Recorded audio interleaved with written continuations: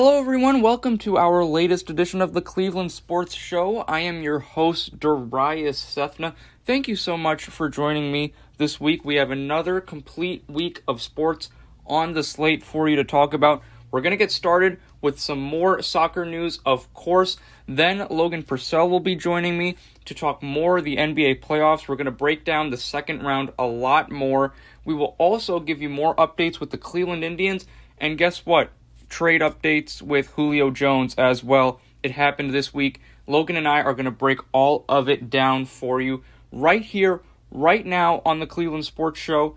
Let's get it started, ladies and gentlemen.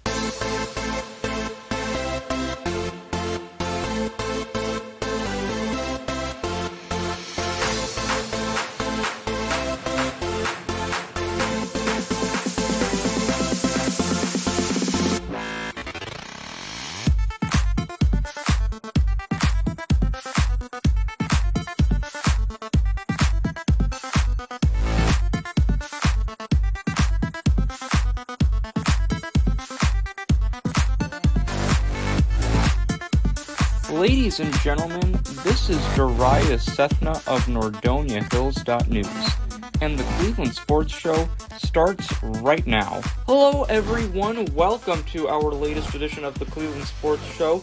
I am your host, Darius Sethna, right here on NordoniaHills.news, YouTube, Spotify, SoundCloud, wherever you're listening. Welcome back to another edition of the podcast. And you know how we get it started, fans. We have to get it started with our sports fact of the day. Now, today is June 10th, 2021. And on this day, back in 1944, relief pitcher Joe Nuxhall, at 15 years of age, 316 days old, debuts for the Cincinnati Reds. Now, this was the youngest player in the youngest player debut in MLB history. Still, the youngest player ever in the history of baseball at just 15 years old. But the story even gets better.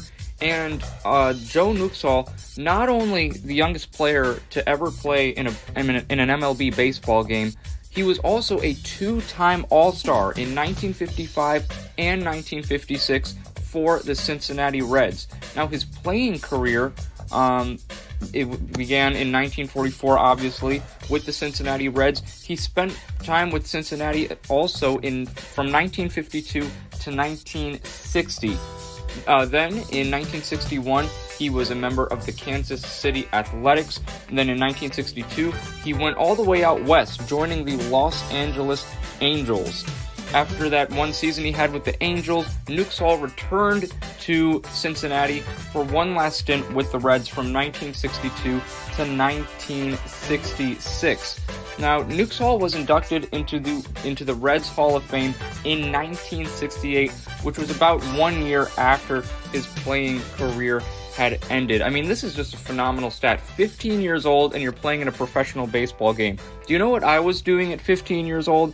I was getting this Cleveland Sports Show podcast started with Brady Hamilton. That's what I was doing when I was 15 years old. So that's your sports fact of the day. June 10th, 1944, Joe Nuxhall becomes the youngest player ever to play in an MLB game at just 15 years old, 316 days. That is quite an amazing accomplishment. Now let's move on with soccer news for you fans. The UEFA Euro 2021 tournament will be kicking off this week. Now, for those of you who are not as affiliated with soccer as I am, the UEFA Euro tournament is a tournament that happens every 4 years. It was supposed to occur last year, but due to all the COVID issues we were having last year, it seems like it was forever ago. The tournament, unfortunately, was canceled. However, it is back this summer. We have a lot in store for you for this tournament. Now, this UEFA Euro tournament is basically like a FIFA World Cup, but just all European countries. It's almost a mini European World Cup, if you will. The standings work the same. 3 points for a win, 1 for the winning team, 1 point for a tie for each team, and then 0 points for the losing team.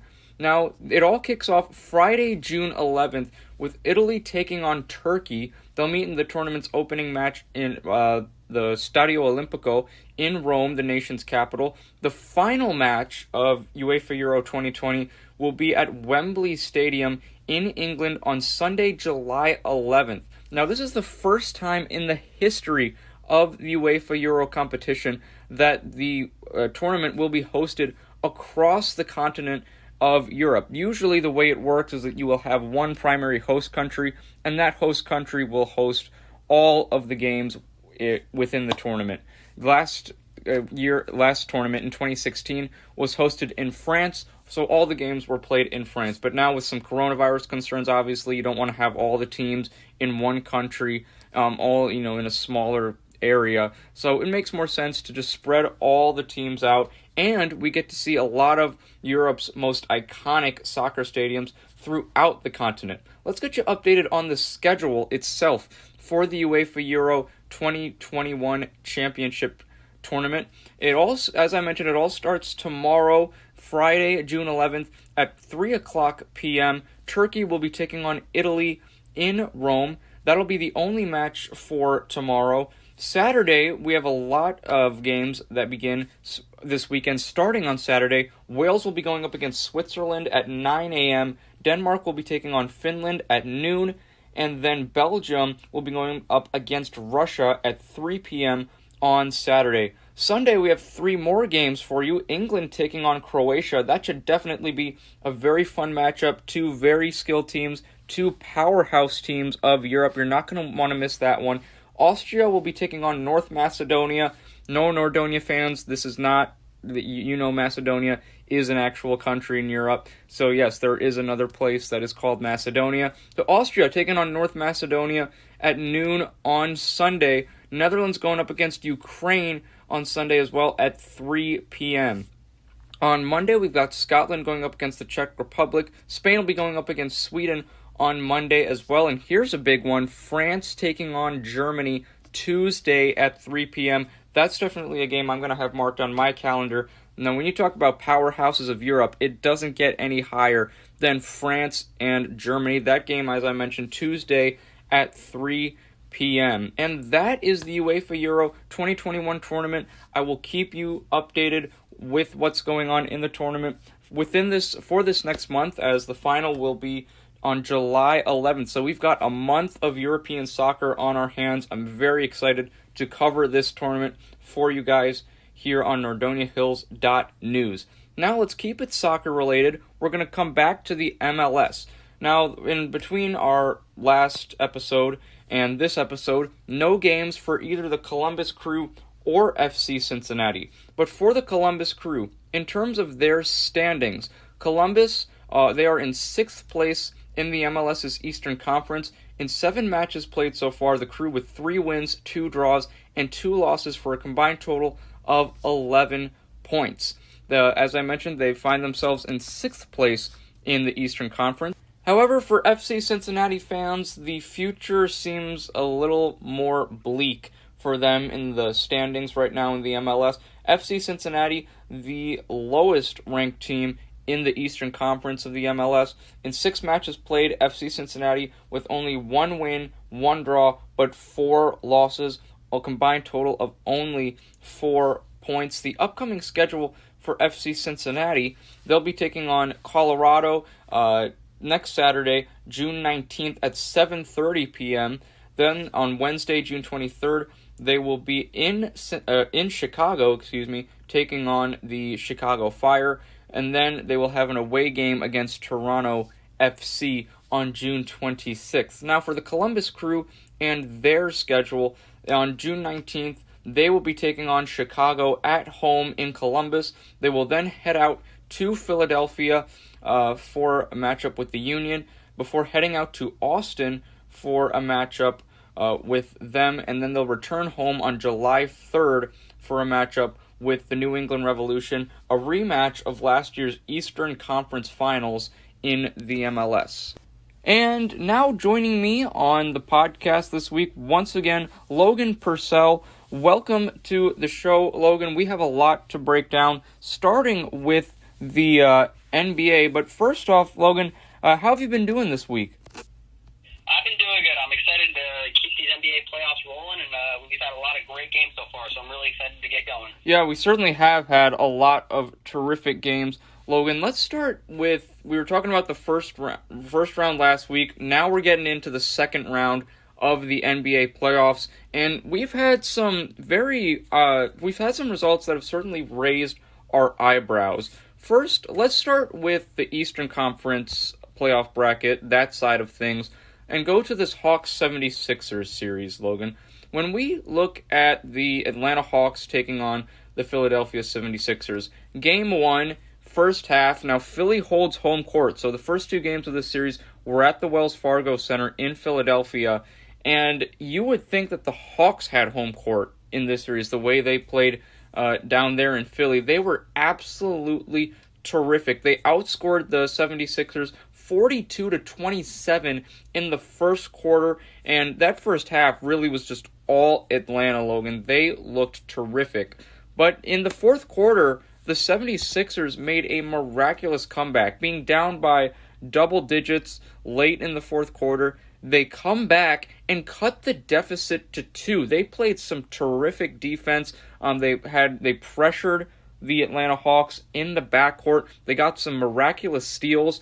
And at the end of the day, the Sixers only lost this game by 4 points. Atlanta, because they were up by so much, they really had to just make free throws. They did make a couple of big-time shots, and they won. They took Game 1, 128-124. Bogdan Bogdanović really was the hero. Aside from Trae Young's 35, Bogdanović, the second leading scorer for Atlanta, with 21 points in 36 minutes, and they took a critical 1-0 lead in the series. But Game 2, from the start, was pretty much all 76ers, Logan. They had a dominant start in front of their home fans in Game 2, desperate to tie this series.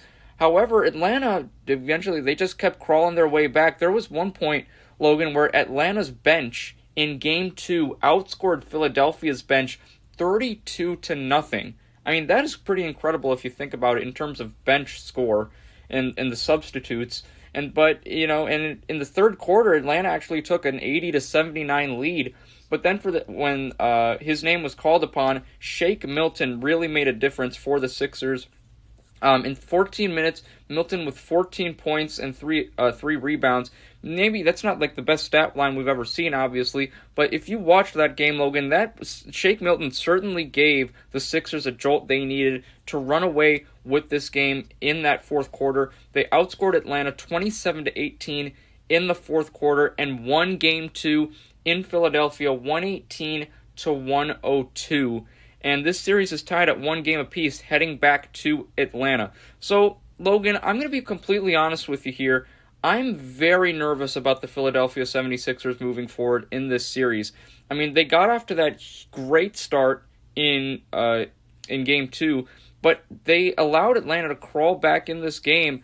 That bench scoring was not something that I was impressed with in looking at from a Philadelphia perspective, because I thought that this 76ers bench really had improved. They drafted that kid Tyrese Maxey out of Kentucky. You had Shake Milton, who I thought was a great scorer. You have George Hill now. Dwight Howard for Ken Korkmaz. So I thought this was a quality bench. But Atlanta's bench is just flat out better, Logan. They have better shooters. They're more complete offensively from what I see. And I thought the Sixers improved in terms of their shooting, especially when they got Seth Curry, but Atlanta has even more shooting than what Philadelphia already improved on. So, Logan, I'll ask you this. Are you nervous about the 76ers going forward? Because I had the 76ers in 6 games, you had the 76ers in 5. From what you've seen in these last 2 games, are you going to change your mind and possibly pick the Hawks now that they have home court advantage in this series? Well, I mean, I will change my perspective from the amount of games, but I will not say the Hawks are going to beat this Sixers team. Like you mentioned earlier, the Hawks really did have a great Game 1. They came out and they punched the Sixers right in the mouth. They said, we're in the playoffs too. We're still here. Yeah. So, I mean, definitely, like I said, a punch in the mouth for the 76ers. But at the end of the day, this Hawks team, this bench,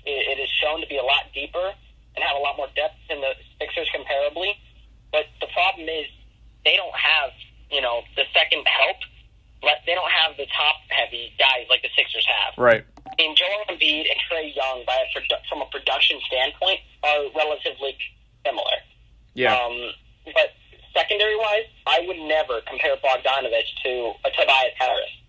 Yeah, right. And I think it's quite impressive and worth talking about of how well Steph Curry has played this postseason. Absolutely, He yeah. has been crucial for this Sixers team. 21 points in Game 2, yeah. And what I don't understand is Ben Simmons. I mean, 34 minutes and 4 points, and they win. Mm-hmm. Like, there's just something wrong there. And only 7 assists too, Logan, so it's not like Ben Simmons was dishing the ball out a lot more than he was scoring it. It just seems like in 4 points, 7 assists, 3 rebounds in 35 minutes, that's a pretty awful stat line if you ask me. The problem that I have with the Sixers team, like I said, I still have them beating this Hawks team, and I'm going to go 6 games, similar with you. I'm going to agree with you there. The reason that I say this, I do not believe the 76ers will have any chance to beat the Nets now. My opinion before this series was the Sixers were in that race. If there was any team that was going to beat the Nets, it was going to be the Sixers. That was my opinion.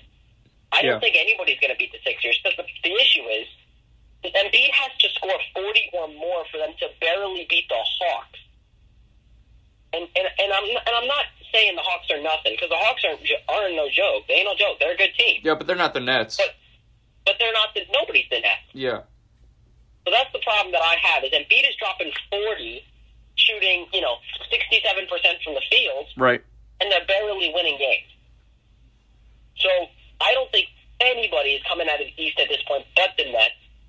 And I'm sure we're going to get into that Nets-Bucks series, but that's just atrocious.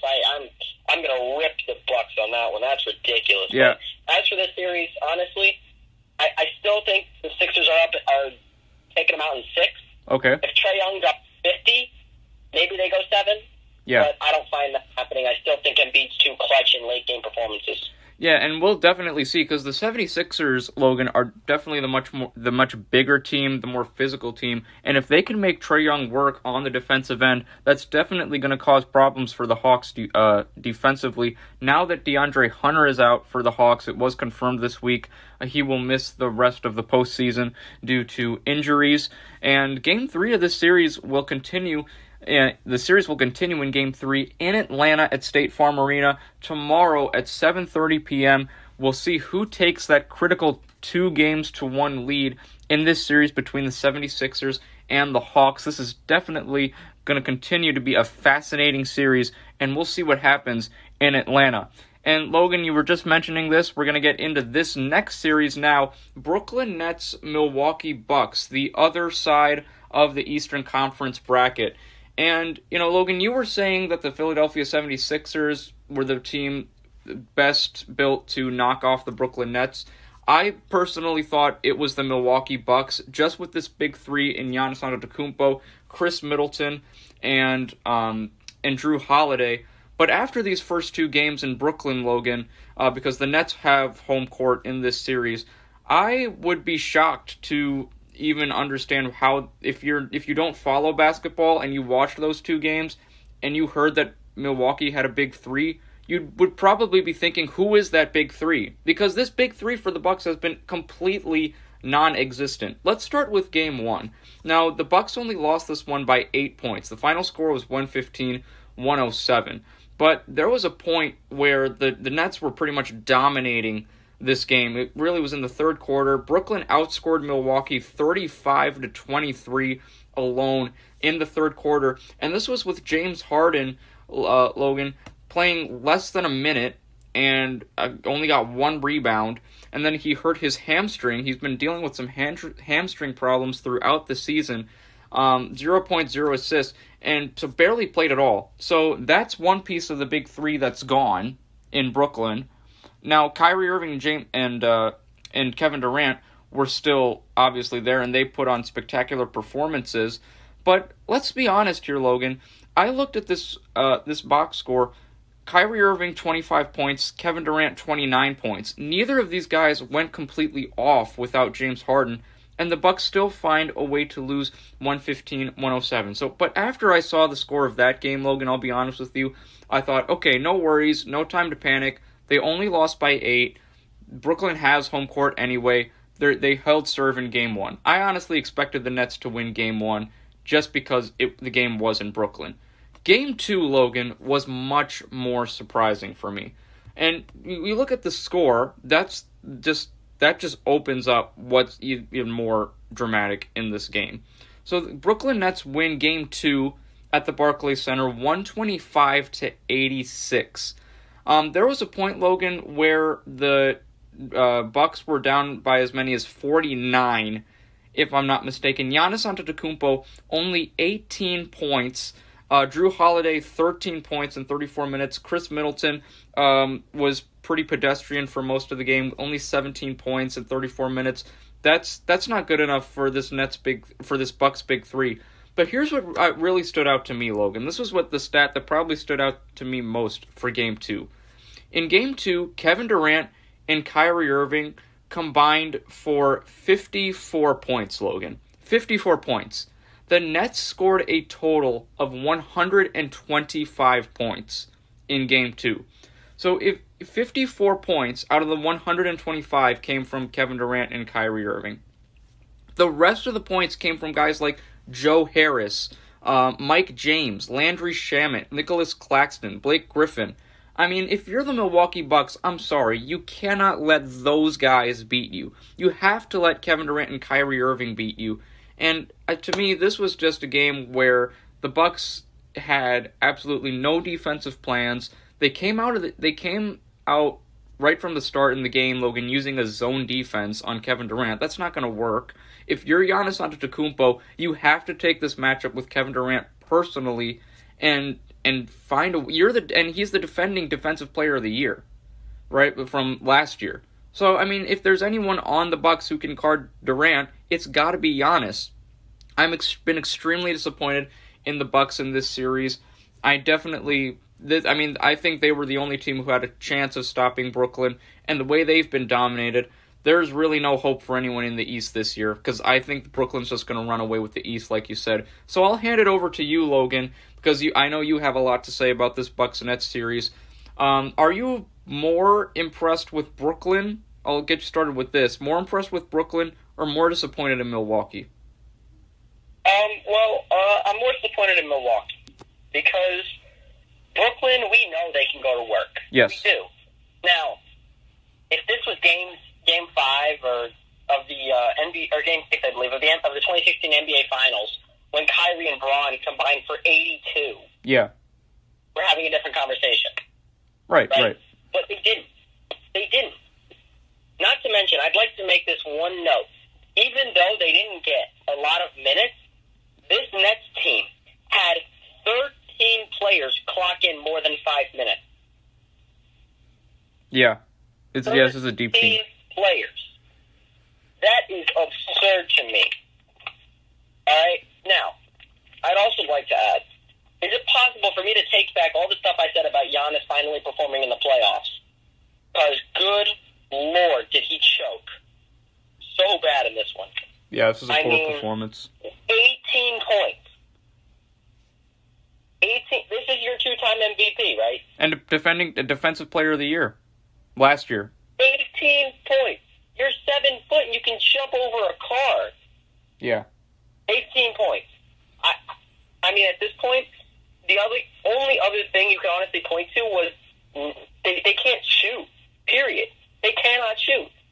And this was the best. They took 27 threes and hit 8 of them. And this was they hit 8 threes. This is the best in the regular season. I saw the Bucks. This is the best I've seen them be able to shoot the ball. And they've been a great 3-point shooting team these last couple of years. But Logan, I saw some of these guys they added, like Bryn Forbes, Drew Holiday can shoot the ball. You've got a great 3-and-D player in PJ Tucker, who was pretty anemic in Game 2. To only 2 points in 22 minutes, and the shooters that normally hit shots for Milwaukee weren't hitting their shots. I mean, and like you were saying, 8 for 27, or along those lines, that's just not going to cut it, Logan.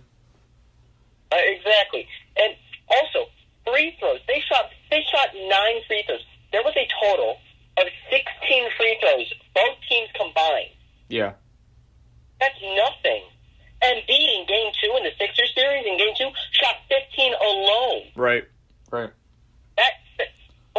has to be some sort of physicality. Yeah. I mean, honestly, I feel like the Bucks, at that point, they should have just sent somebody in and been like, got to get somebody hyped up because they just didn't want to be there. They did not want to play. Yeah. And then I gotta ask you something. I have to know. Yeah. On what world is Brooke Lopez supposed to be taking more than 5 shots a game?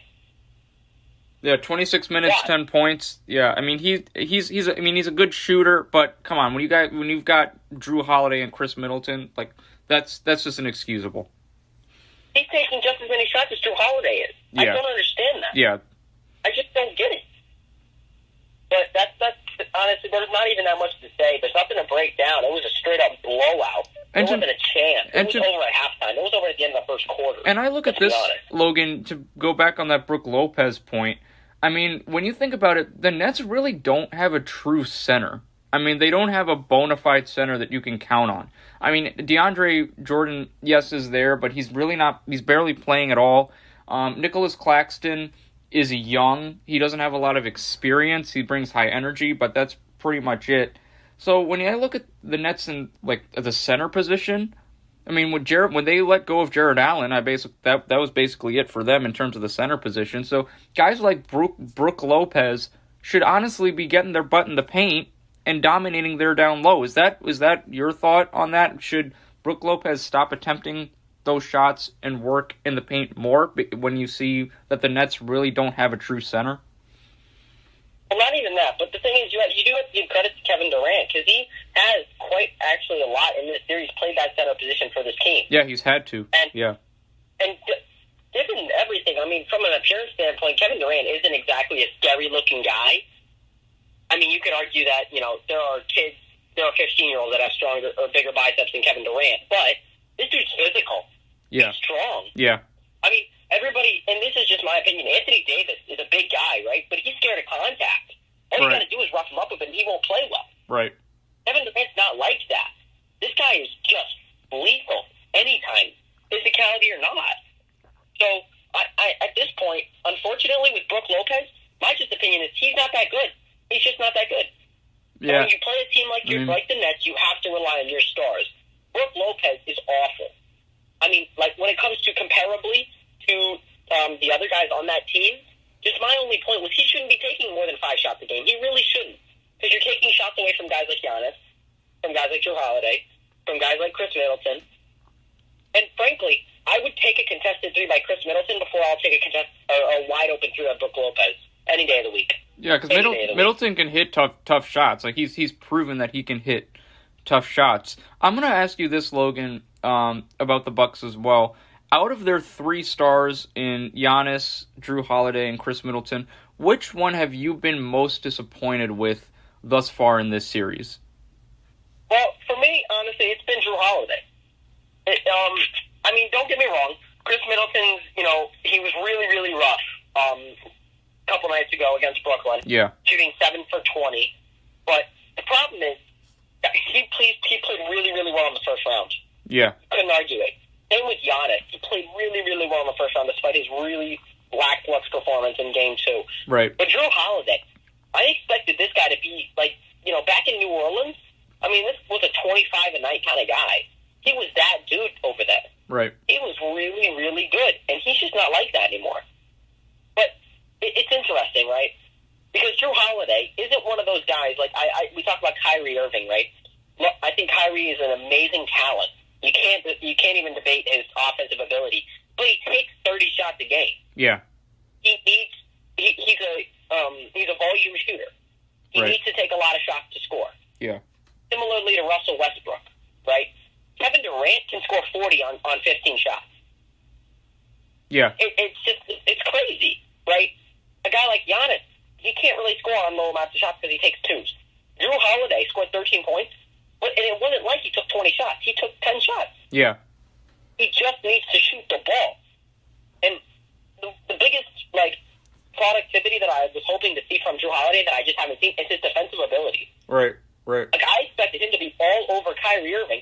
You watch the highlights, Kyrie Irving's wide open left and right. Yeah. So, from a productivity standpoint, it just seems kind of useless. Yeah.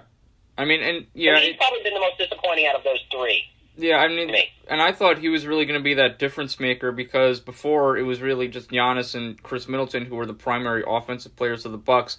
I thought with this elite acquisition that they got in Drew Holiday, that was really one of the big reasons I put Milwaukee as the team who would give the Nets the most problems in the Eastern Conference. But, right now, Logan, it's not looking good for the Bucks. Game 3, basically the series on the line for and the season on the line for Milwaukee. Game 3 is tonight at 7:30 p.m. from Pfizer Forum in Milwaukee. The scenes of this series have shifted to Wisconsin and the Pfizer Forum, so we'll see if Giannis Antetokounmpo and the Bucks can take care of business on their home court. Now, the Nets will be without James Harden and Jeff Green. Logan, let's look on the Nets side of things. Without Harden and Jeff Green on the road in a hostile environment in Milwaukee, do you think that Brooklyn will still be able to handle their business against the Bucks, and especially with the fact that I would assume the Bucks will be playing much more desperate basketball than they have been in these last couple of games? Yeah. I think the Nets will still handle their business. I don't know, and I know this sounds kind of contradicting, I don't know if I'm predicting a win tonight, but I think they definitely will take one of the two games. I think the series is going to go 5 games at the most. Really? The way that the Nets are playing, I don't think it goes 6. I really, really don't. Even without James Harden. Let's think about this. Without James Harden, regardless of where you play, without James Harden, this Nets team beat them by 39. Yeah. Minus James Harden. That, to me, is all I need to know. They will take one of these next 2 games, and if they lose one, they'll go back to Barclays Center and take them out in Game 5. But I don't know, Jeff Green-wise, I give Blake Griffin a lot of credit. Yes, I mean, in Game 1 especially, he played really well, finishing with 18 points on over 50% from the field. Yeah. He's been really, really helpful in this series. And then obviously Kevin Durant's efficiency is just unbelievable. I mean, I didn't even know this until just a few minutes ago. Kevin Durant, throughout the postseason, through 7 games, is shooting exactly 50% from three-point land. That's incredible. Yeah. It's more than that's like record. Yeah. That has to be some sort of record or something. That is unbelievable. He has otherworldly abilities and efficiency, but I don't see this series going more than 5 games. I really don't. I think the Nets are going to handle their business, and they'll be on to the Eastern Conference Finals. Yeah, and that really is a shame, Logan, because I had the Nets taking this series in 7 games. You had the Nets in 6, if I remember correctly. And we'll be shocked if this series goes more than 5 games, to be quite honest with you. So I'll have to agree. It's probably going to be Nets in 5, to be quite honest with you. We'll see what happens in this series, though. What happens to the Bucks. We'll talk about their future and what might lie in store for them if they do lose this series. Logan, let's go to the Western Conference now in the second round of the NBA playoffs. First, let's talk about this Nuggets-Suns series.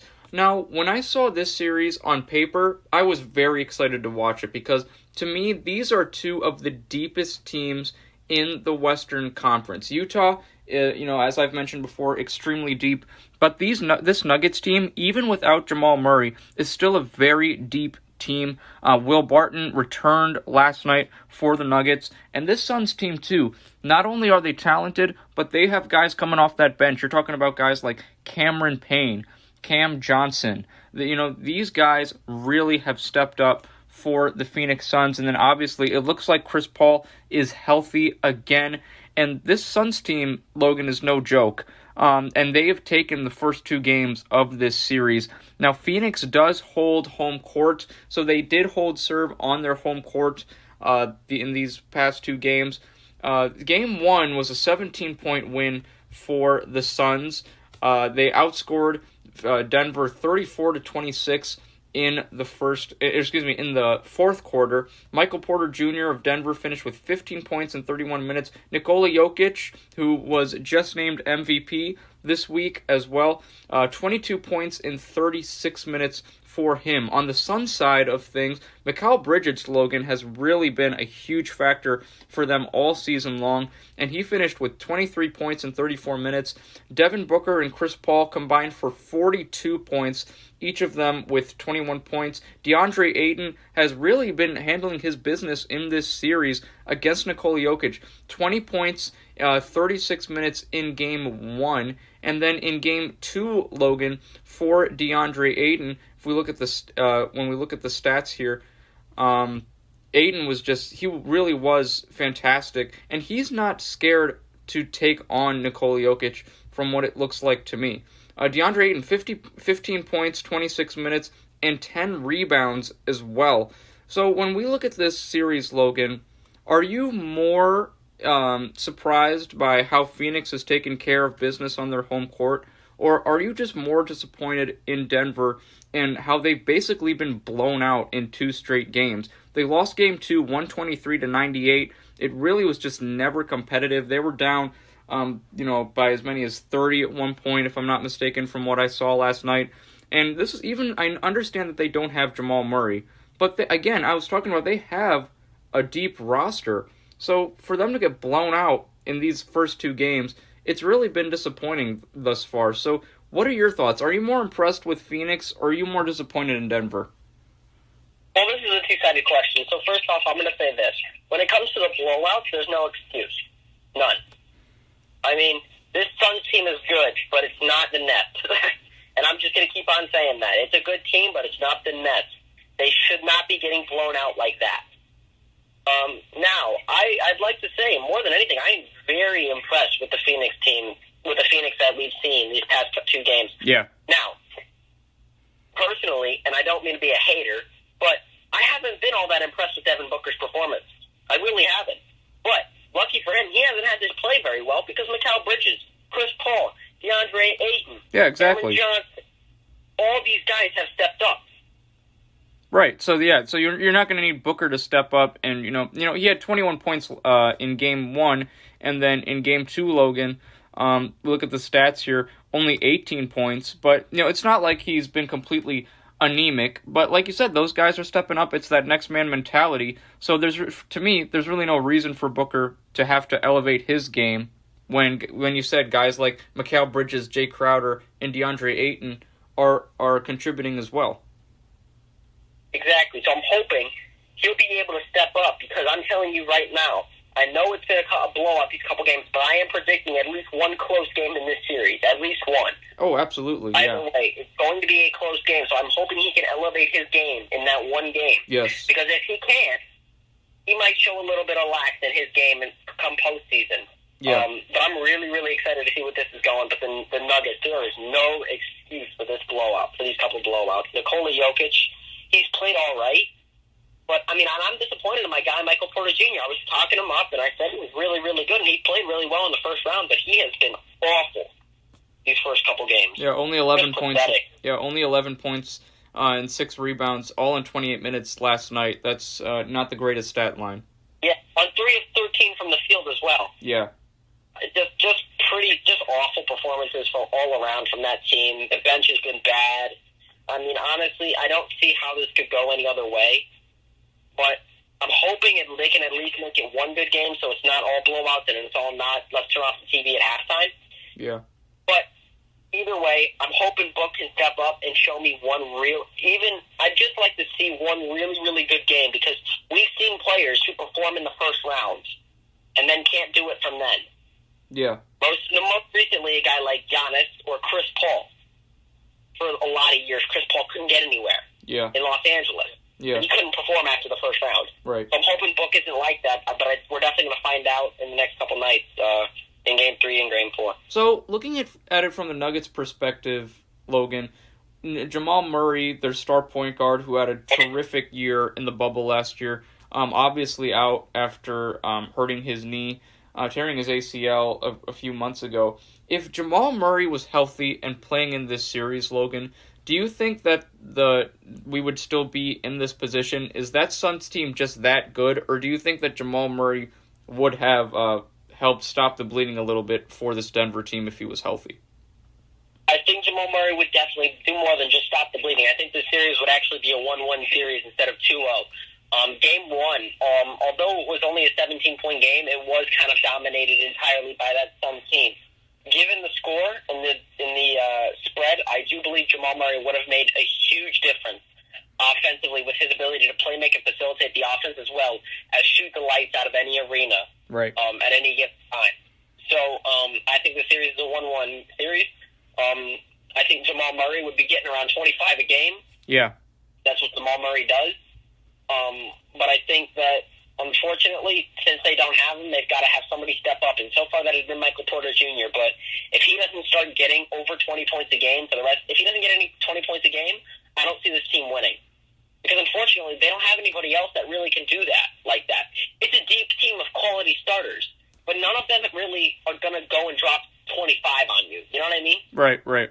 Yeah, I see what you mean. A lot of quality starters. It's not a guy like Jay Crowder, who we've seen drop 20 here and there whenever he feels good, you know? Yeah. They don't have shooters like that. Right. They don't have the Duncan Robinsons. They don't have the Joe Harrises like that. They have Will Barton, who's a good 3-and-D guy, but that's about it. Yeah. So, to me, if Aaron Gordon doesn't score 20 or MPJ doesn't score 20, they don't win. Yeah, and Aaron Gordon wasn't great last night, only 6 points in 20 minutes. Game 3 is tomorrow night in Denver. Obviously, altitude will play a huge factor for Phoenix in this game. Do you think that the Nuggets will be able to take both of their home games, games 3 and 4, and we head back to Phoenix tied 2-2? Are you confident enough in this Denver team that they can handle their business at home? I think Denver will take game 3 and lose game 4. I think because of the fact that they are down 2-0 right now, they've got a little bit desperate in them. I think they're going to go out. I think Michael Porter Jr. is going to play well tomorrow night. Yeah. I think he's finally going to show glimpses of what we saw in the first round. But I think that come game 4, Devin Booker is going to do Devin Booker. I think Devin Booker is going to put on a show in game 4. Okay. I think Chris Paul might struggle a little bit. I'm glad he's getting his feet back, but I think he might struggle in Denver. Not just because of the altitude, like you mentioned. Just I don't know if Chris Paul's 100%.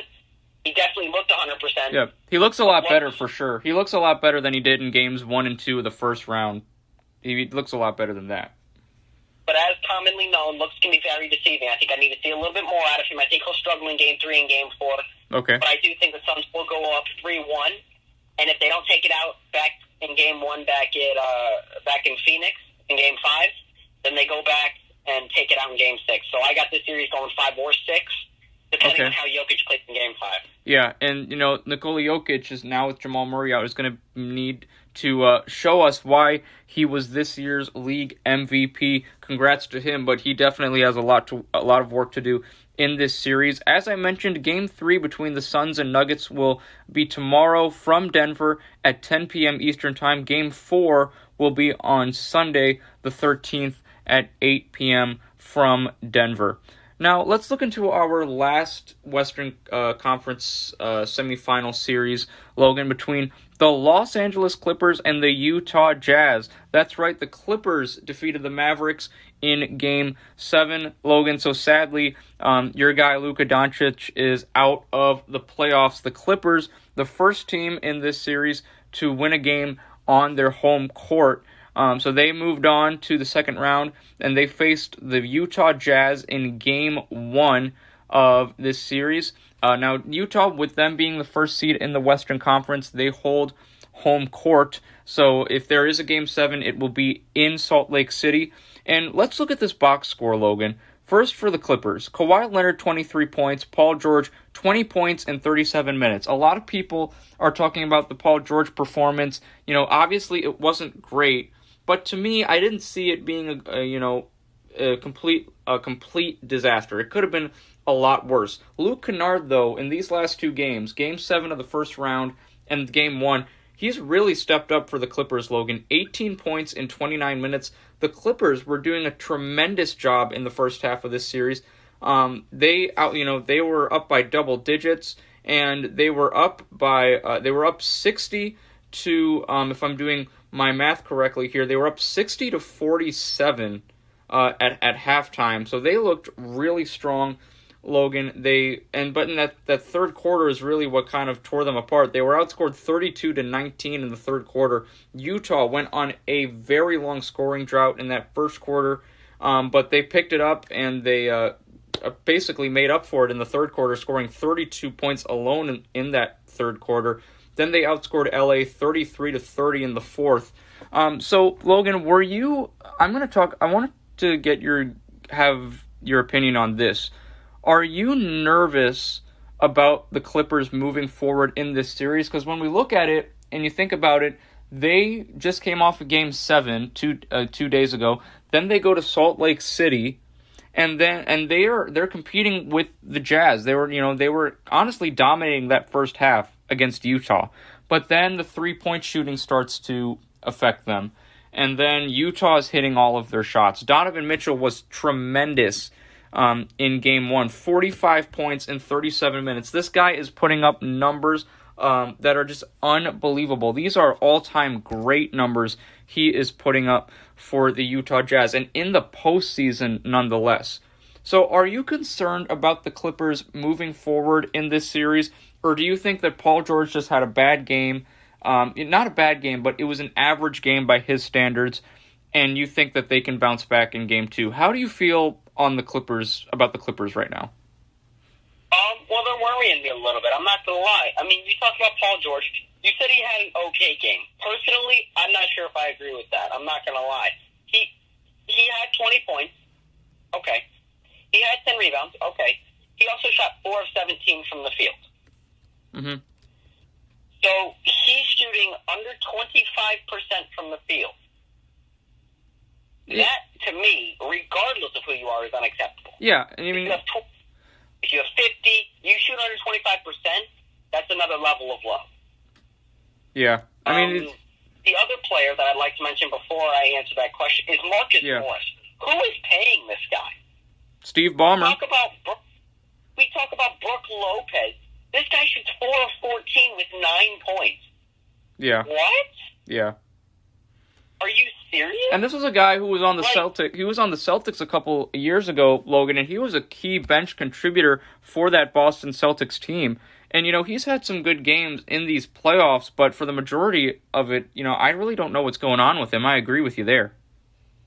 I just don't understand why this Clippers team chooses to do the things that they do. They finally played Rajon Rondo some good minutes. Yeah. Finally. And he was a huge piece of that facilitating. He led the team in assists, can I add? Yeah. He was a huge contributor to that team, okay? I'd like to say that. Now, when it comes to Kawhi Leonard, he played well. He did. Mm-hmm. I give him credit. But this Clippers team is worrying me.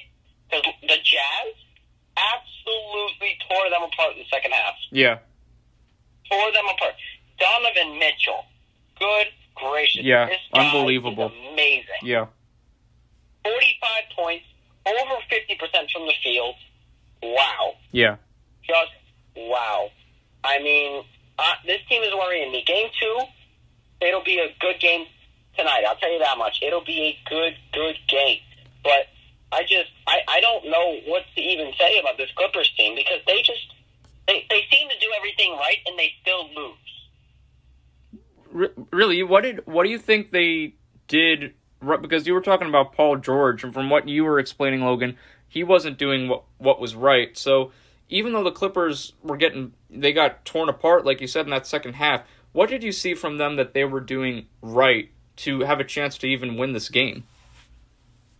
Well, it seems defensively, at least in the first half, in the first quarter especially, they held them under 20. Yeah. I mean, they were there entirely. I think we talk about Marcus Morris and how awful he was offensively, and I can make jokes all I want. He is effective defensively. Yeah, for sure. He is a solid effort. He's a very good defensive player. He's a dog. Mm-hmm. Problem is they just get tired. They just stop playing. After they go up by a lot, they just stop playing. Yeah. How do you feel about Luke Kennard as well? Because he's, I talked about this a little bit, and he stepped up these last couple of games for the Clippers. Do you think that he's going to have a positive impact for them going forward? Well, I think he's going to have to.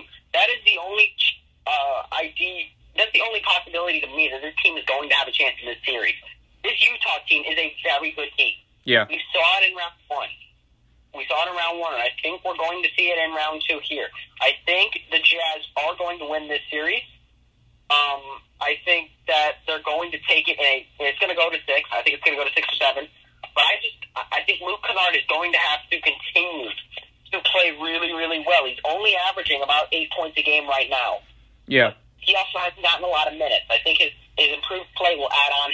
We'll give him more minutes, which will give him more opportunity, and I think more opportunity is what this kid needs, and it'll help him Yeah, Luke Kennard in Game 1 against the Jazz, 18 points in 29 minutes to go along with 2 rebounds. Kind of has that sweet shooting. He's one of those shooters on the Clippers. When he's on, and they're going to need him coming off that bench to be productive now that Lou Williams is no longer a member of the Clippers. Now, Game 2 of this series continues tonight at 10 p.m. Eastern Time from Salt Lake City, Utah. Clippers looking to tie the series up at 1 game apiece. The Jazz looking to take a commanding 2-0 lead before this game heads back to the Staples Center in Los Angeles. Game 3 from LA will be Saturday at 8:30 p.m., with Game 4 being on Monday, June 14th at 10 p.m. Eastern Time.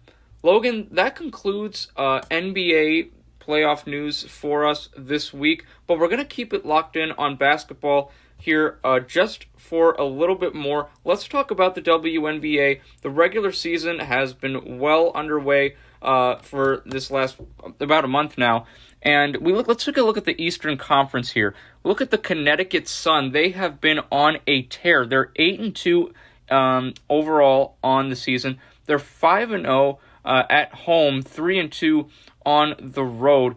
They have just looked absolutely dominant. They're the only team in the WNBA who is more than 2 games above the 500 mark. The New York Liberty, they have a record of 5-4. They've lost their last 3 games. That they're 3-2 at home. We look at the Western Conference, Logan. The defending champions, Seattle Storm, are taking care of business, 8-2 to start the season thus far as well. They're 5-2 at home, 3-0 on the road. The Las Vegas Aces come in at 7-3.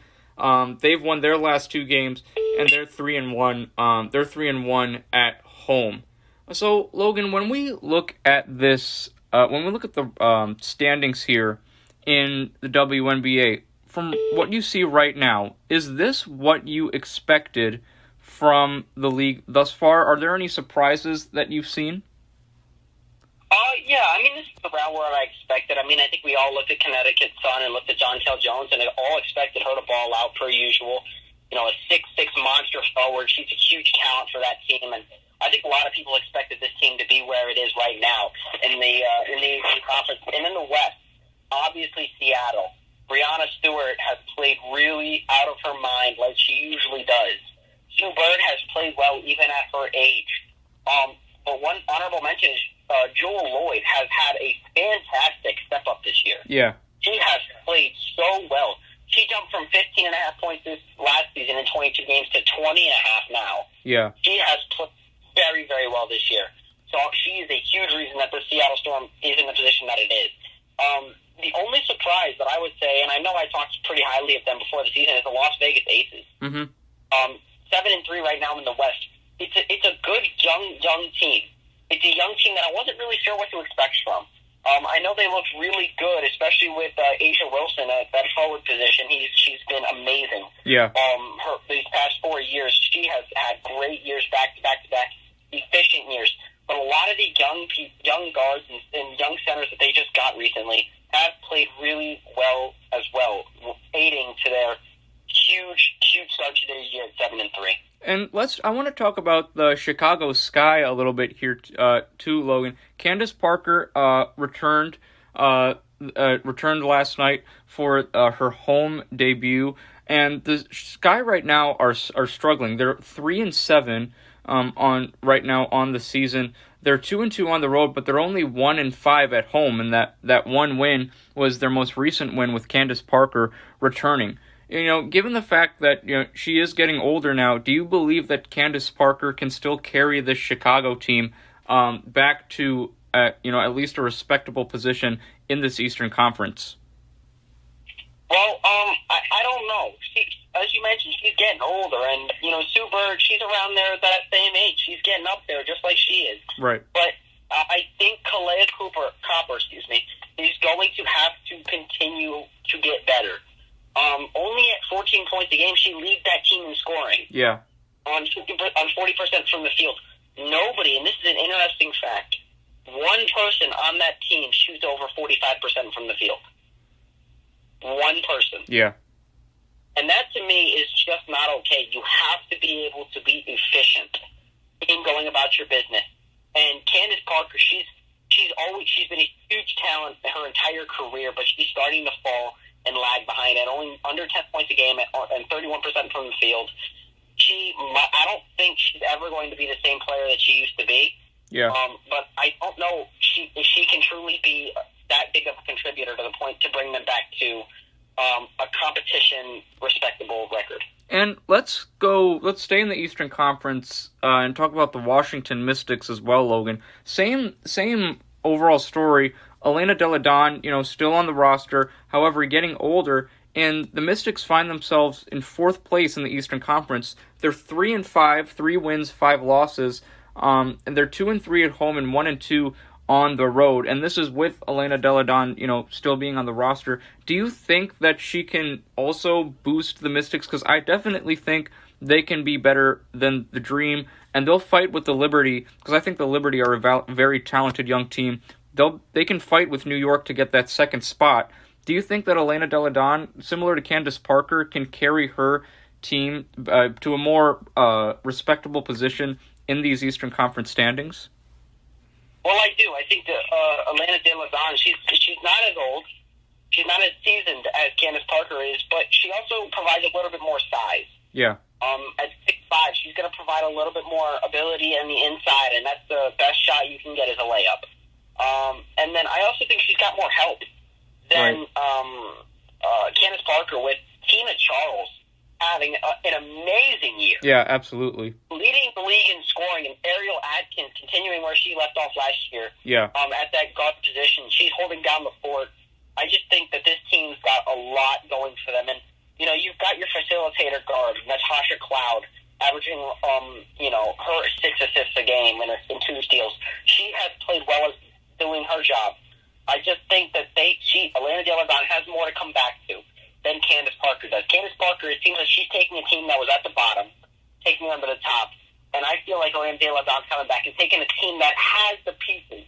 Right. We just need that leader to bring them there. So I think that she's that missing piece that the Mystics are waiting for to come back and bring them back to contention. Yeah, and the Washington Mystics a couple years ago made it all the way to the WNBA Finals. We'll see if Elena Delle Donne can get some magic back there in D.C. and maybe take the Mystics on another playoff run. We'll see what happens. But upcoming games in the WNBA this upcoming weekend, we have this upcoming Saturday, the Sky will be taking on the Fever at 1 p.m., the Sparks will be going up against the Minnesota Lynx at 8 p.m. on Saturday. And then Sunday, we have a slate of games for you, 4 total games. The Seattle Storm will be taking on the Connecticut Sun. What a fun game that should be. The 2 best teams going head-to-head in that matchup on Sunday. The Washington Mystics will be going up against the Atlanta Dream. The Wings taking on the Aces on Sunday, and then our last matchup on the 13th will be the New York Liberty going up against the Phoenix Mercury. That will be another great matchup as well, Logan. Now let's move on we're going to move on from basketball here. Let's talk about some Cleveland Indians baseball. You can't have a Cleveland sports show in the spring without talking about the Indians. And last night, the Indians, they played the St. Louis Cardinals and struggled. They gave up 8 runs to St. Louis yesterday, and that inconsistency piece you were talking about, Logan, it continues. The Indians gave up 8 runs in last night's loss to the Cardinals, lost 8-2. They defeated St. Louis on Tuesday 10-1. Scoring 10 runs there. But then on this past Sunday, June 6th, they gave up 18 runs to the Baltimore Orioles. And if I'm not mistaken, Logan, that's the most runs the Indians have given up all season. And they just played some terrible defense in that game on June 6th. So I was very surprised by that. And once again, that inconsistency factor comes in, Logan. They gave up 3 runs on Friday to the Orioles. They scored 10 runs on Saturday, give up 18 to the Orioles. They scored 10 runs on Tuesday, only give up 1 run. And then last night, they gave up 8 runs and only scored 2. So this inconsistency continues for the Cleveland Indians. So, Logan, what is going on? Do you think it's now we need to look more at Terry Francona and the manager perspective, that he's not making adjustments, or are the players themselves not making the adjustments they need to make in-game in order to have more consistent results for this team? Well, I think it's two things. First off, I think the pitching staff, I think the pitching rotation isn't it right now. Okay. I mean, aside from Shane Bieber and occasionally Aaron Savale, the starters can't go deep. They just can't go. I mean, you saw against last night, I believe it was, against St. Louis when Shane Bieber pitched. It wasn't last night. It was a couple nights ago, sorry. Yeah. He goes 6 innings, and it wasn't like he was lighting it up with Ks. He had 5 strikeouts. Right. And he just played amazing. He did what Shane Bieber does. Giving up 1 run. Yeah. 5. Through 6. And then he didn't even need to come out. Yeah. The thing is, the inconsistency with the pitching rotation, and then the fact that Terry Francona just won't make adjustments. He just doesn't want to make a change. Yeah. It's worked these past few years. This team has been a playoff team. They've contended before. It just doesn't work anymore. He doesn't have Carlos Carrasco. He doesn't have those guys. He doesn't have that kind of depth like we used to have in the pitching rotation. Right. He doesn't have Corey Kluber anymore. He doesn't have Trevor Bauer. He doesn't have these guys. He has to learn to utilize the youth that he has in the relievers. And we need to get another starter. Obviously not of Shane Bieber's caliber, but somebody that can go 5 or 6 innings at least. Yeah. Because it just seems the first inning, it's 6 or 7 runs. That's what it feels like. First 2 innings, there's 6 or 7 runs given up, and it's just not going to work because the team's going to continue to win 1, lose 1, win 1, lose 1, and that's not how you get into the postseason, and that's not how this Indians team is going to regain control of the AL Central. And Logan, if this Indians team continues the way they do, if being, obviously we're Indians fans, should we consider possibly thinking about letting Terry Francona go? Should that be our mindset if this inconsistency continues? Should Indians management, maybe put him on the hot seat? Yeah, I think a lot of the times managers do one of 2 things on the hot seat. They either perform the way they're supposed to, or they crumble. And Terry Francona has been a great manager for a lot of years, but at this point in his career, he just isn't making the necessary adjustments to help win baseball games. And I think that there are other candidates who would do so. So at this point, I think it's about time we put Francona on the hot seat. That doesn't mean we fire him. Right. It means we give him a chance to figure himself out. And if he doesn't, then it's time to make some adjustments. Yeah, and the Indians have they've got a slate of home games coming up. Tomorrow they'll be going up against the Seattle Mariners for 3 straight games at Progressive Field in downtown Cleveland. Then they'll have 4 straight matchups beginning Monday, June 14th against the Baltimore Orioles. Indians certainly want to make up for the 2 losses they suffered to Baltimore earlier this week in that one this past Sunday, giving up 18 runs.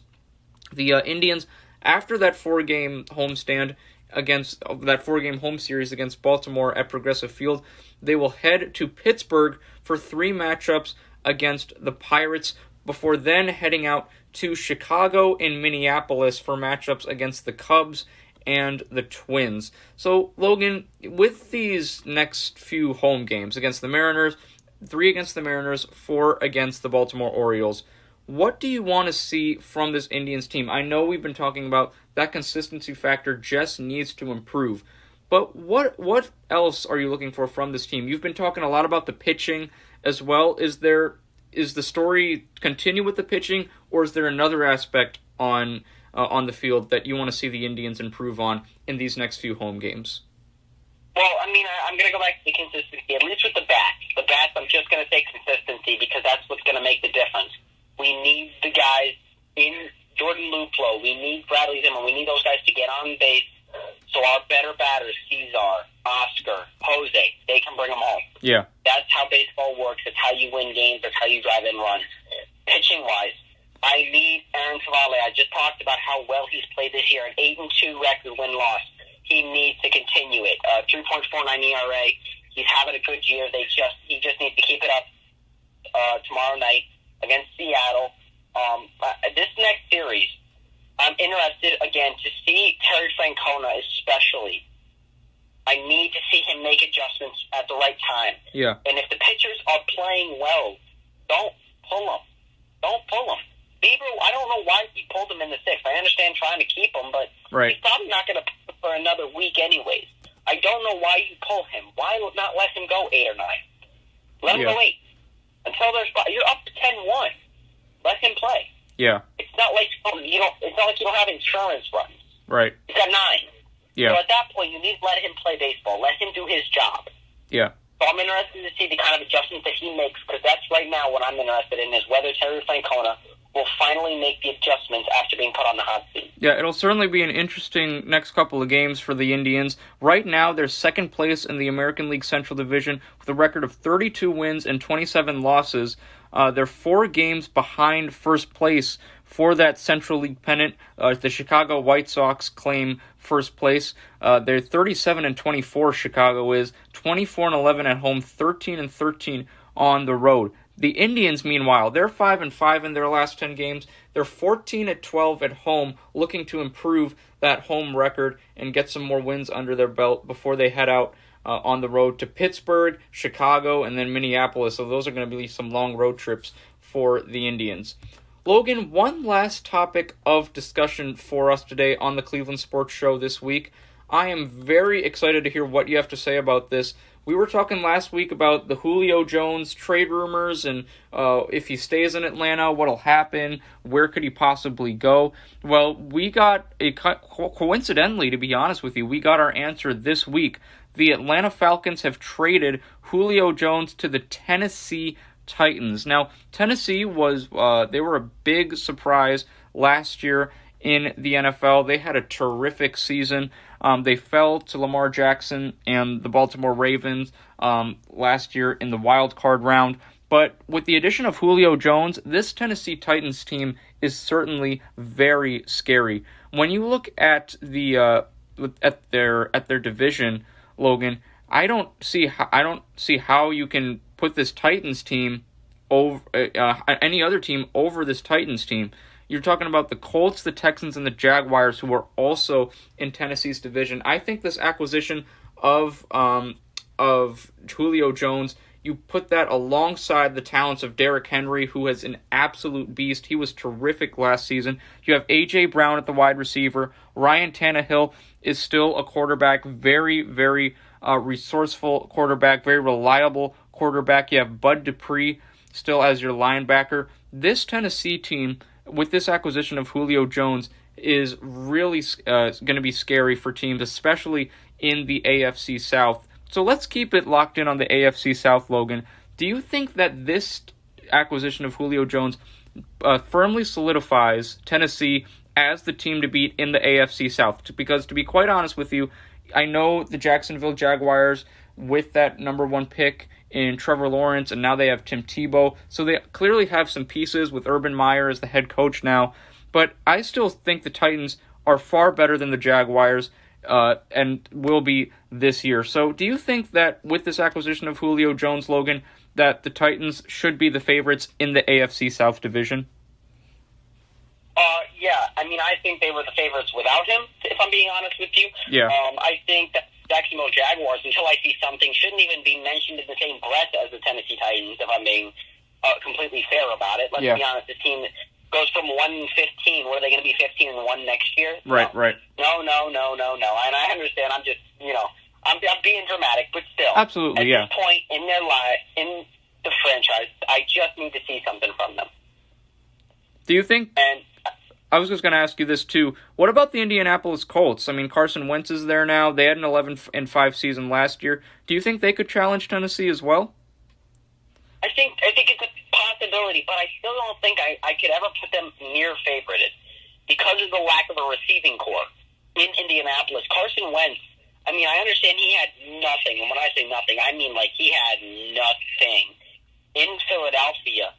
But Doug Peterson's an amazing head coach. Yeah. He really, really is. He's a great offensive schemer, so at the very least, he got guys open. Right. Indianapolis doesn't have anything near a wide receiving core either. Yeah. And I just feel especially considering the fact that Deshaun Watson, mind you, is still in the AFC South. Right. He's still in the AFC South, and Carson Wentz wasn't playing, Tennessee twice a season his career. He wasn't playing, Deshaun Watson twice a season. Yeah. Each year. He was playing New York, the Washington football team. Right. He was playing those teams in the NFC East. Yeah. So Cowboys. To me, I don't think Carson Wentz is going to be that great in Indianapolis. I think he'll play better, but I don't think he'll play very well. I do not think this team is going to be as good as they were last year. Phillip Rivers isn't there. He won't play, at least. Mm-hmm. I just think that the Tennessee Titans are the number one team to look after in the AFC South, given the addition of Julio Jones. And now with the Titans having Julio Jones, what is your predicted record that they will have for next season?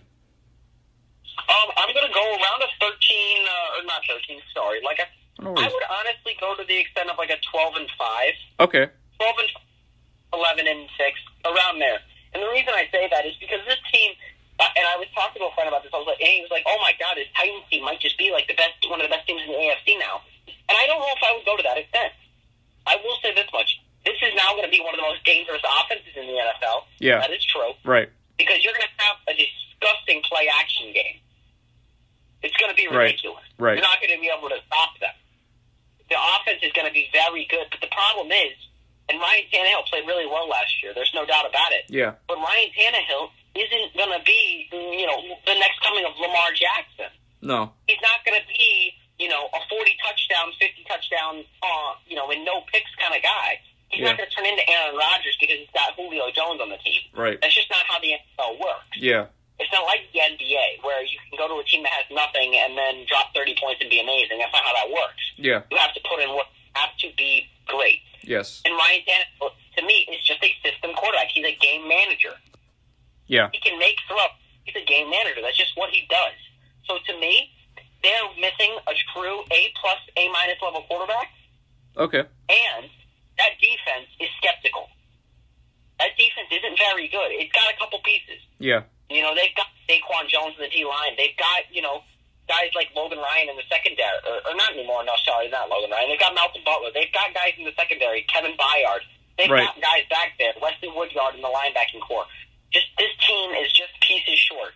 They need a couple pieces on that defense. They need one or two guys, A-plus level defensive players. Yeah. And then we'll be having a different conversation about this Tennessee Titans team. Well, certainly that offense has improved now with Julio Jones being a member of the Tennessee Titans. Very excited to see how they will perform this upcoming NFL season. Plus, you still have Derrick Henry, A.J. Brown, and Ryan Tannehill. That is certainly going to be a very formidable opponent for any team in the NFL.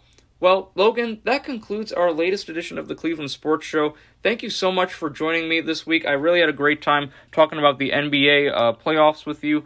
Really loved to hear what you had to say about the Indians. And this was a fun topic of discussion as well. We with the WNBA and the Tennessee Titans. Really enjoyed having you on this week, Logan. Until next time, thank you so much again, and have a great week. Thank you. You too. Thanks so much. And ladies and gentlemen, as I mentioned, that concludes our latest edition of the Cleveland Sports Show. Thank you so much for joining me this week for another edition of the podcast. Now, hold on, wipe those tears from your eyes, because you can still access more of the Cleveland Sports Show. That's right, there is more where that came from, and I'm going to tell you where you can find it right now. Now, if you're on NordoniaHills.news, just go to the Contributors tab, and you'll be able to find my name. It's Darius Sethna, spelled Darayussethna. Once you click on my name, you'll be able to access all of my work from Nordonia Hills Media, more episodes to the podcast, some articles I've written. I've also, if you keep scrolling down, I did some play-by-play for the Nordonia boys basketball team. This year, they had a terrific team, so you're not going to want to miss out on watching those games and hearing my calls if you didn't see them already. Also, if you're on Twitter, well, guess what? That's great, because I'm also on Twitter. Just type in my Twitter handle, @Nordonia Sports, or you can type in my name, once again spelled DARAYUSSETHNA, and you'll be able to access my Twitter page and find all my work on there as well. Episodes to the podcast are on there. Also, other Twitter posts, links to articles, and the videos to my broadcasts on my Twitter page as well. I'm very excited to say that the Cleveland Sports Show is also on the Nordonia Hills News YouTube page. That's right, so if you're on YouTube, just make sure you head to the NordoniaHills.news YouTube page, and all of my episodes for the Cleveland Sports Show will be on there as well. I'm also very happy to announce that the Cleveland Sports Show is also on Spotify. That's right, if you're on the go, you can take the Cleveland Sports Show with you. Just type in my name in the Spotify search bar if you have the app. Just type in DARAYUSSETHNA, Darius Sethna. From there, you'll have all my episodes to the Cleveland Sports Show podcast on there for you to listen to, and you will have, once again, you have the Cleveland Sports Show on the go. So no matter where you are, you can take the Cleveland Sports Show with you. Well, ladies and gentlemen, that concludes my most recent episode of the Cleveland Sports Show. Thank you so much for joining me for yet another week of sports updates. Really appreciate you hanging with Logan and I this week. We'll see you next time. We'll talk more NBA playoffs, more WNBA standings. We'll see what the Indians do in this in their home game stretch these next few days, and we'll also see if there are any more NFL updates for us to talk about. Until next time, ladies and gentlemen, have a terrific week. Thank you so much for your time, and take care.